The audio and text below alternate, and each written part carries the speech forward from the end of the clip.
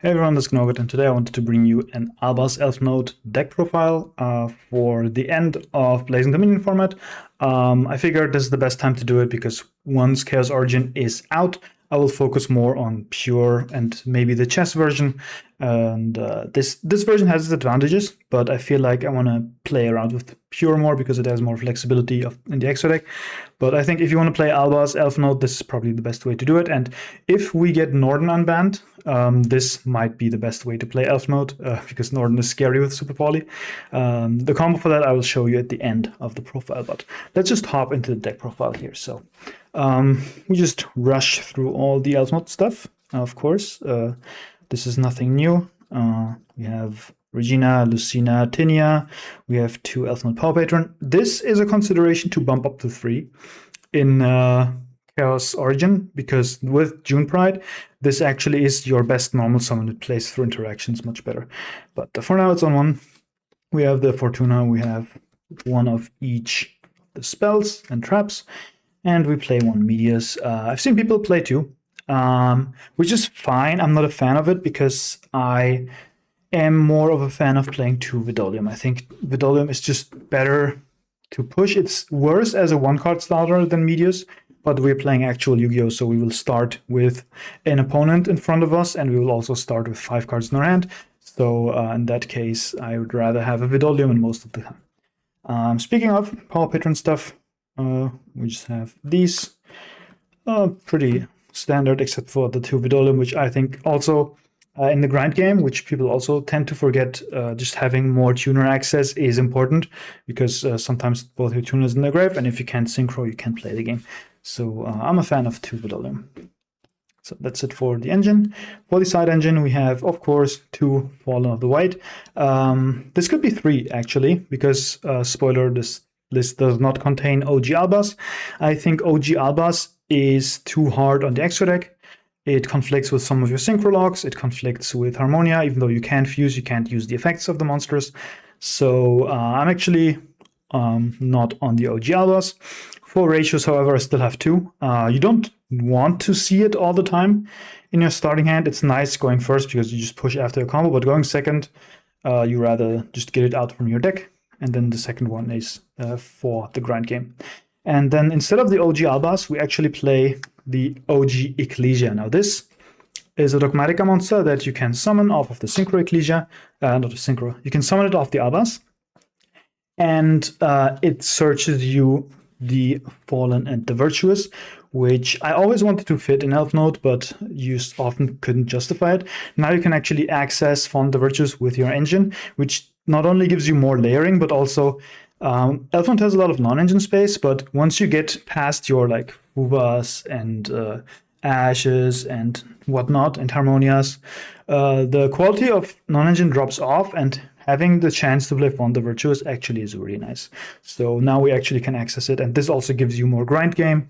This can also, if you have it and you have an Ecclesia in your grave, you can use it to revive one of your tuners, which gives you more tuner access, just gives you more grind game. It's very good here. So yeah, that is the Albaz package. You'll see it makes more sense once we go into the extra deck. So non-engine, we have 3 Harmonia, of course, and the Magnamut to go with it. Magnamut can grab you the Harmonia and the Albaz, of course. Very good card, and Harmonia is just, it's a god card in this build. Once you see the extra deck, you'll see why. We have 3 Fuvalos. This can actually be swapped for Purulia in Chaos Origin. Purulia is just much better into this deck, and it's also better into the Light and Darkness deck, where Fuvalos just doesn't do anything unless they only start with the Fallen of the White. Otherwise, Fuva is not that great against the deck. We have 3 Ash Blossom. Just we can negate Fuvas with it, and it's okay as a hand trap if you pair it. And then we have 2 Droll for the FTK decks that are running around, and we have the 1 Ogre, just because I had 1 slot to fill, and I wasn't sure what to put in it. You can play, of course, the 3rd Fallen of the White, but I like the Ghost Ogre. You could actually, if Droll is not good, just play 3 Ghost Ogre. Ghost Ogre is really good next format, but for now it's filler. So that is clean 40 cards. And let's hop into the extra deck. So we have the Elfnote staples, we have the Strelitzia, we have the June Pride. Once it's out, we'll play it. If you want to play this before June Pride comes out, you can play like a back-to-back instead, which this deck can make easily, but this is obviously the best one here. We have the Crystal Wing, we have the Dragster, and that is pretty much the staples. And then we have one Hyper Librarian, just for level 5. This is optional, but I just like having the level 5. If you open High Engine, you can just draw some cards. Plus, if your opponent somehow they imperm your Elfnote Power Patron, you don't want to be stuck on nothing. Then we play the Black Rose, which is nice to have because of the interaction with June Pride. So we can nuke the board. We have a Chaos Angel, which this deck easily can make, either in engine with Medius and Fortuna, or with the Albaz cards. So for the Albaz cards, we have one Albion and one Ecclesia. These are your Fawn and the Virtuous targets to send. And you can go into Ecclesia. Ecclesia gives you access to Fawn of the White, which gives you access to main deck Ecclesia, gives you Fawn the Virtuous, and then on your opponent's turn, you Fawn the Virtuous, send the Albion, grab another one, and then you can shuffle these back, and you have the whole engine back online. So pretty strong here. We have the one Malong for our Harmonia target. No other Harmonia target from the usual suspects except for Malong, if you need the extra tempo. Now we come to the actual interesting part. So this was all pretty standard, but the reason why this deck, the biggest advantage this deck has is Harmonia's interaction, and that is, of course, we play the Thespian Luluwa Lilith, which not only now in the usual Albaz lists, this summons the main deck Ecclesia, the Sword Soul one, and then this is on the floor on the field, and can summon the White Albaz, which you can do in this deck as well. But more importantly, you can, if you Harmonia, summon the Dogmatica Ecclesia.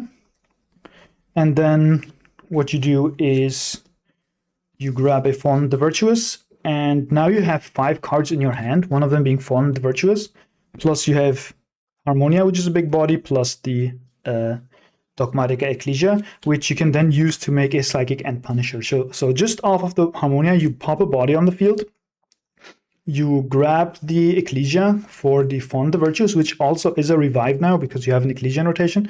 So you can either pop or revive, and then you can make Psychic and Punisher, which you have the same amount of life points. So this is going to be an unaffected monster, which also can threaten to remove something from your opponent. So a very, very strong interaction. If you happen to already have Fawn the Virtuous, what you can do is, instead of doing this, you can just summon the Ecclesia as you do usually, but you don't have OG Albaz access, of course. Instead, what you do is you go summon the Albaz summons back the Ecclesia, and then you can make a Chaos Archfiend, which, if you don't know what this card does, this is a level 8 synchro, which needs a light tuner and a dark non-tuner, and it can attack every monster your opponent controls. If a card was banished this turn, this gets a 2000 attack boost, and this has 2500.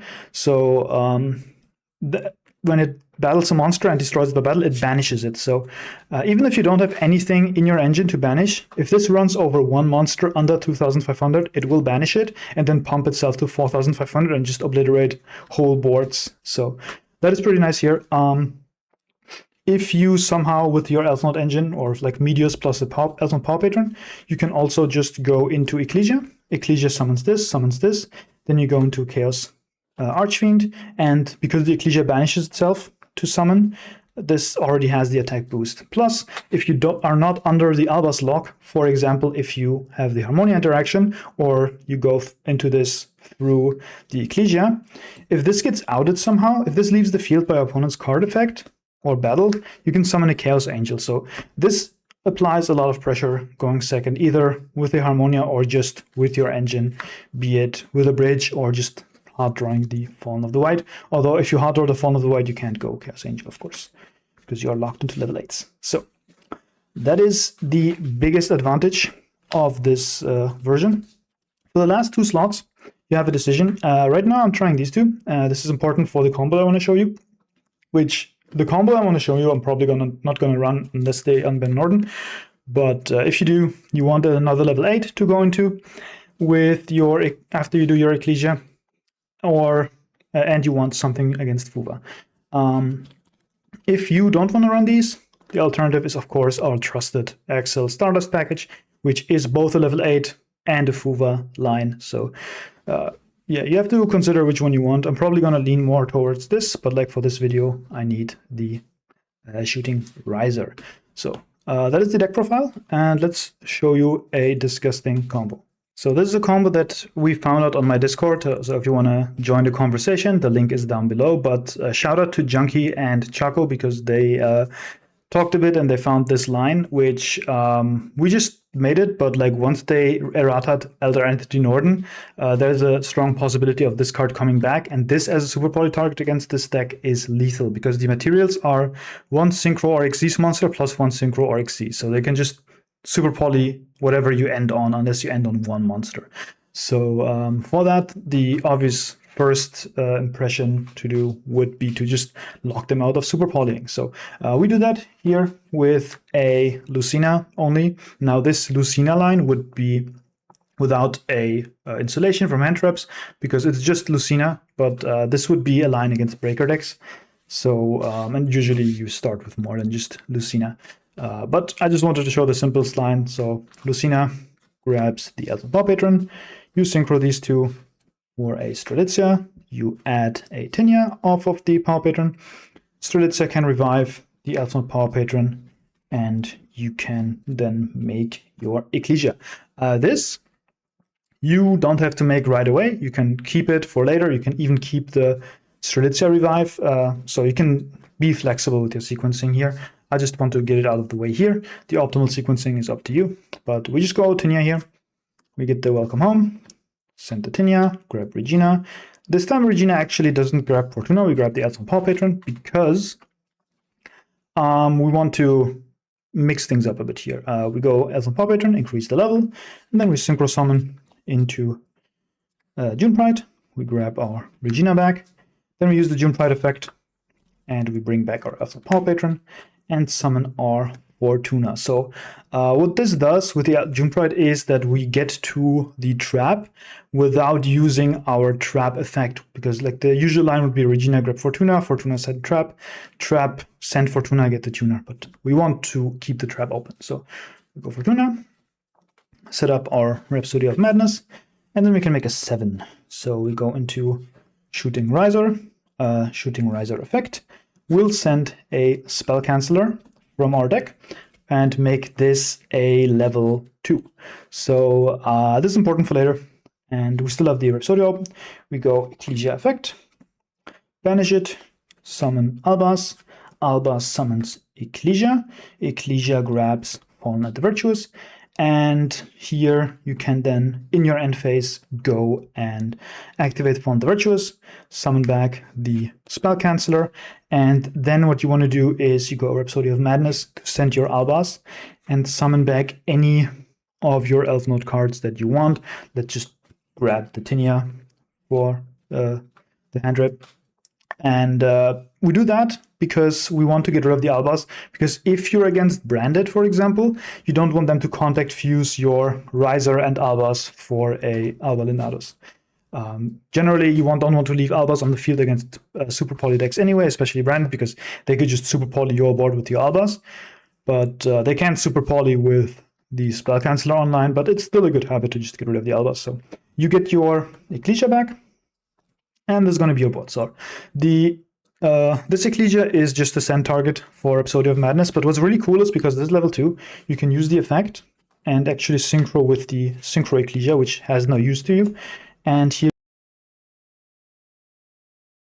Chaos Angel, or you go back into June Pride, because this is actually a spellcaster. So there's a spellcaster non-tuner, you can just go into this. Or you can go, if you play it, into Cool Tune back-to-back. So basically off of one card, you will get Spell Canceller Lock plus Rhapsody of Madness, Regina in hand, your Elf Notes are live, and you have one level 10 synchro of your choice, which against breaker decks, you just have this plus the trap for any Evenlies or something like that. And for monsters, you have whatever synchrotron you can make, plus the Elfnote dance moves. So that is the combo. Again, I wouldn't probably run this. This deck is naturally good against breakers. So unless Norden comes back or people will be on Gordian Slicer, I would not go for a spell canceller line because it's kind of overkill. But I wanted to show you this, and maybe you'll find more possibilities with Shooting Riser and can share it with me in the Discord if you want. So again, link will be down in the description. And yeah, that's it for the video. I just wanted to show off the Albaz stuff and my opinion, how is the most optimal way to play Albaz Elfnote. And I'm going to be back soon with more Chaos Origin content. So if you want to see that, subscribe down there, and I'll see you next time.